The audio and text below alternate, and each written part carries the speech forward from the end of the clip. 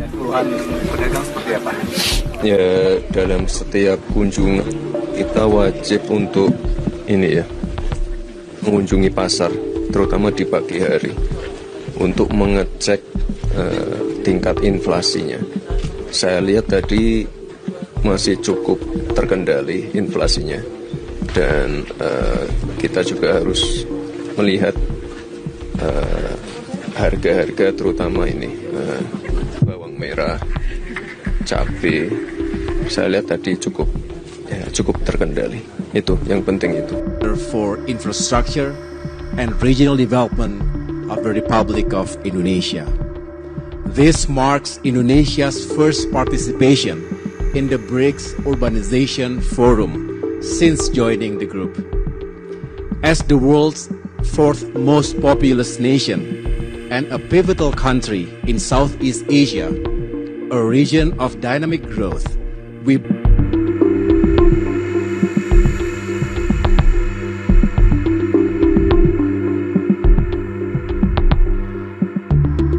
Nah, apakah ini suatu pertanda ya, yaitu pemakzulan Gibran itu jalan terus? Ya, karena setiap perwakilan itu biasanya kan diwakilkan oleh wakil presiden. Tetapi ini tidak. Bahkan AHY dan bahkan Puan Maharani pada saat lalu terlihatlah mewakili Indonesia. Pada saat lalu, Mbak Puan Maharani terbang ke Amerika Serikat, melakukan kunjungan kerja, dan bahkan bertemu dengan para petinggi Meta. Dan ini juga AHY bahkan juga mewakili Indonesia ke Brasil. Nah, ini menurut saya sangat keren sekali ya. Saya jadi curiga, apakah terkait yang seharusnya perwakilannya itu diwakilkan oleh Gibran Rakabuming Raka ketika Pak Prabowo berhalangan datang, tiba-tiba diutuslah Menko AHY, bahkan Puan Maharani. Apakah ini pertanda pemakzulan Gibran jalan terus? Ya, walaupun sulit sekali untuk direalisasi ya pemakzulan Gibran ini, tapi sudah ada tanda-tanda lah.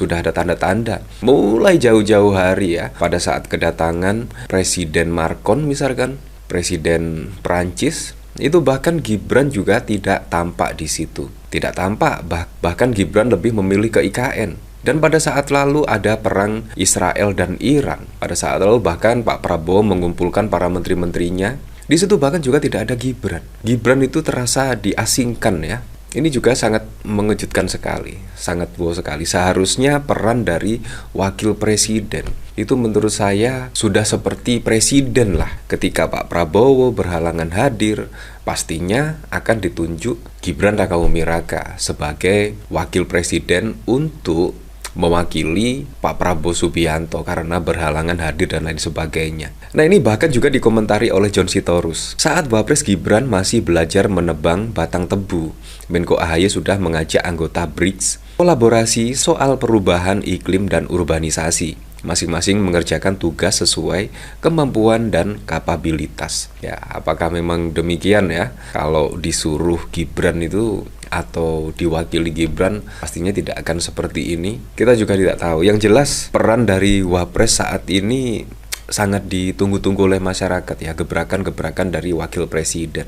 Selain menebang tebu, selain membagi-bagikan susu dan lain sebagainya, selain gimmick-gimmick, main sepak bola dan lain sebagainya. Ini sangat ditunggu-tunggu karena masyarakat Indonesia itu menunggu-nunggu gebrakan dari wakil presiden yang konon katanya presiden termuda, presiden terbaik dalam sejarah Indonesia, kurang lebih seperti itu. Jadi di sini masyarakat menunggu-nunggu gebrakan dari wakil presiden Gibran Rakabuming Raka ya. Nah, dari sini saya juga penasaran kira-kira komentar-komentarnya seperti apa ya. Dulu kita mengecilkan AHY, setelah dapatnya Gibran, jadi tahu kapasitas AHY jauh lebih baik. Wapres yang tertukar. Alangkah bangganya Indonesia punya wapres kayak Mas AHY. Kau jadi buzzer boleh John, tapi belajarnya menerima kenyataan. Gibran sekarang wapres. Iya, makanya John Sitorus ini mempertanyakan, seharusnya Gibran sebagai wakil presiden seharusnya bisa melakukan hal yang lebih selain menebang pohon tebu, selain bagi-bagikan susu, selain gimmick-gimmick sepak bola dan lain sebagainya. Seharusnya yang diberikan oleh Gibran seharusnya bisa lebih wow lah terkait gebrakan-gebrakan Gibran Rakabumi, karena Gibran itu adalah wakil presiden termuda di Indonesia. Seharusnya tunjukkan gebrakan-gebrakan yang sangat spektakuler lah. Masyarakat memang menginginkan gebrakan dari Gibran ya. Tetapi saat ini malah kita lihat Gibran malah melakukan hal-hal yang tidak seharusnya dilakukan oleh wakil presiden, kurang lebih seperti itu. Meskipun saya tidak mendukung AHY, tapi dia lebih pantas untuk menjadi wapres seharusnya. Nah, bahkan kalau kita lihat dari pemberitaan di sini ya, momen Menko AHY hadiri forum urbanisasi BRICS ke-4 di Brasil. Nah, ini menurut saya sangat keren sekali ya. Pantas saja Pak Prabowo lebih memilih AHY ketimbang Gibran ya untuk mewakili Indonesia datang ke Brasil menghadiri forum internasional ini ya. Menteri Koordinator Bidang Infrastruktur dan Pembangunan Kewilayahan Republik Indonesia AHY memberikan kata pembukaan pada forum urbanisasi BRICS ke-4 yang diselenggarakan di Istana Itamaraty, Kementerian Luar Negeri Brasil pada Senin 23 Juni waktu setempat.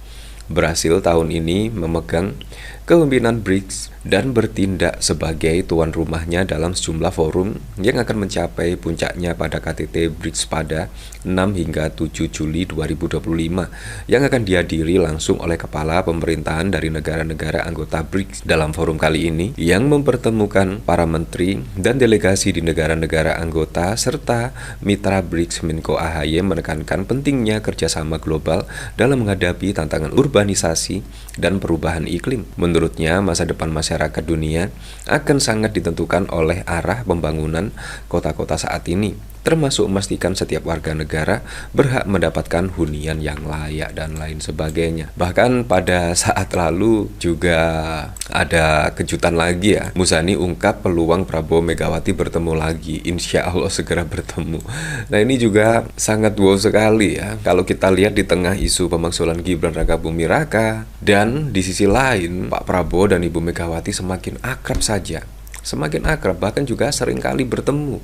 Bahkan bisa dikatakan pertemuan antara Pak Prabowo dengan Ibu Megawati itu melebihi terkait pertemuan Pak Prabowo dengan Pak Jokowi. Ini sungguh di luar dugaan. Dan saat ini memang semuanya prediksi jungkir balik ya. Yang dulu bisa 1 bulan bisa bertemu hingga 4 kali dengan Pak Jokowi, tetapi saat ini sangat berbeda sekali. Walaupun PDIP masih berada di oposisi, tetapi terlihatlah kedekatan antara Ibu Megawati dengan Pak Prabowo ini sangat dekat sekali ya. Sekjen Partai Gerindra Ahmad Muzani berbicara peluang Presiden Prabowo dan Presiden kelima sekaligus Ketum PDIP Megawati bertemu kembali. Dia yakin keduanya pasti akan bertemu lagi. Saya belum tahu, tapi insya Allah akan segera bertemu, kata Muzani di Kompleks Parlemen Jakarta Pusat pada 25 Juni. Namun Muzani belum dapat memastikan kapan dan di mana pertemuan itu akan berlangsung. Menurutnya akan ada banyak event yang mempertemukan Prabowo dan Ibu Megawati ya, seperti itulah.